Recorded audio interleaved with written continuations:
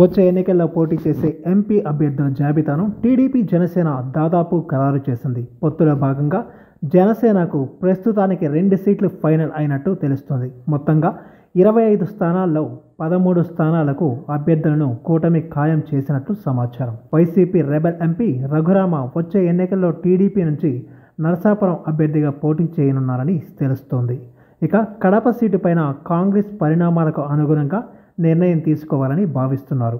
TDP Janasena MP అభ్యర్థుల జాబితా కసరత్తు తుది దశకు చేరింది. ఇప్పటి వరకు 13 మంది అభ్యర్థులను ఖరారు చేయగా మిగిలిన అభ్యర్థులపైన ఒక నిర్ణయానికి దాదాపు వచ్చినట్టు తెలుస్తోంది. మరో విడత సర్వే తర్వాత వాటిని కూడా ఖరారు చేసే అవకాశం కనిపిస్తుంది. వైసీపీ నరసరావుపేట ఎంపీగా ఉంటూ రాజీనామా చేసిన లావు శ్రీకృష్ణదేవరాయలను తిరిగి అక్కడి నుంచే టీడీపీ బరిలోకి దింపాలని నిర్ణయించింది.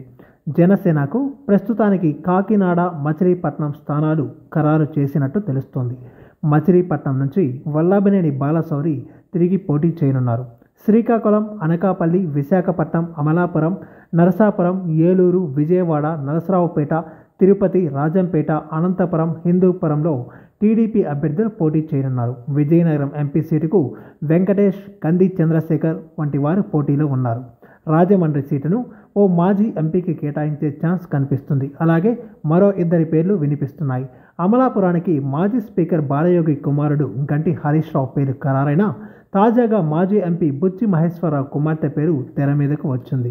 గుంటూరు నుంచి ఎన్ఆర్ఐ పెమ్మసాని చంద్రశేఖర్ పేరు రేసులో ఉన్న స్థానికంగా భాష్యం విద్యా సంస్థల అధినేత భాష్యం రామకృష్ణ పేరు కూడా పరిశీలన ఉన్నట్టు తెలుస్తుంది.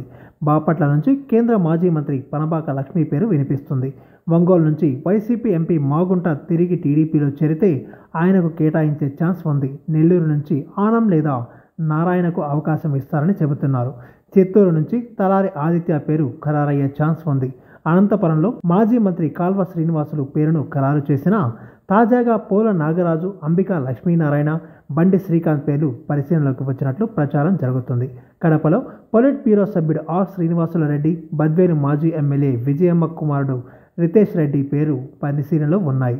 ఇక్కడ చివరి వరకు నిర్ణయం జరిగే అవకాశం లేదని చెబుతున్నారు. కర్నూలులో బస్తీ నాగరాజు, డాక్టర్ పార్థసారథిల్లో ఒకరిని ఖాయం చేసే ఛాన్స్ ఉంది. నంద్యాలలో సీనియర్ నేత బైరెడ్డి రాజశేఖర రెడ్డి కుమార్తె శబరికి ఇచ్చే అవకాశం ఉందని టాక్.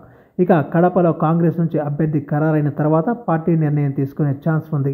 ఇప్పటి వరకు స్పష్టత వచ్చిన సీట్లు చూస్తే శ్రీకాకుళం రామ్మోహన్ నాయుడు, విశాఖపట్నం భరత్, అనకాపల్లి దిలీప్ చక్రవర్తి, నరసాపురం రఘురామకృష్ణంరాజు, ఏలూరు గోపాల్, విజయవాడ కేశినేని చిన్ని, నరసరావుపేట శ్రీకృష్ణదేవరాయలు, తిరుపతి నిహారిక, రాజంపేట బాలసుబ్రహ్మణ్యం, హిందూపురం పార్థసారథి, అనంతపురం కాల్వ శ్రీనివాసుల పేర్లు ఖరారైనట్టు తెలుస్తుంది. మరోవైపు కాకినాడ నుంచి జనసేన అభ్యర్థిగా సానా సతీష్, మచిలీపట్నం నుంచి బాలశౌరిని ఖరారు చేస్తూ నిర్ణయం తీసుకున్నట్టు సమాచారం. ఇంకా కొన్ని పార్లమెంటు స్థానాలను పెండింగ్లో పెట్టారు. బీజేపీ కూటమిలోకి వస్తుందన్న ప్రచారం ఉంది. ఒకవేళ బీజేపీ వస్తే కీలక పార్లమెంట్ స్థానాలను కేటాయించాల్సి ఉంటుంది. అయితే ఈ నెల 5వ తేదీన చంద్రబాబు, పవన్ల మధ్య చర్చలు కొనసాగనున్నట్టు తెలుస్తుంది. ఆ తర్వాత మిగతా స్థానాలపై క్లారిటీ వచ్చే ఛాన్స్ ఉంది. అలాగే ఇప్పుడు వైరల్ అవుతున్న స్థానాల్లోనూ స్వల్ప మార్పులు చోటు చేసుకునే ఛాన్స్ కనిపిస్తోంది. ఈ వీడియో మీకు నచ్చినట్టయితే లైక్ చేయండి, షేర్ చేయండి, కమెంట్ చేయండి, సబ్స్క్రైబ్ చేయండి.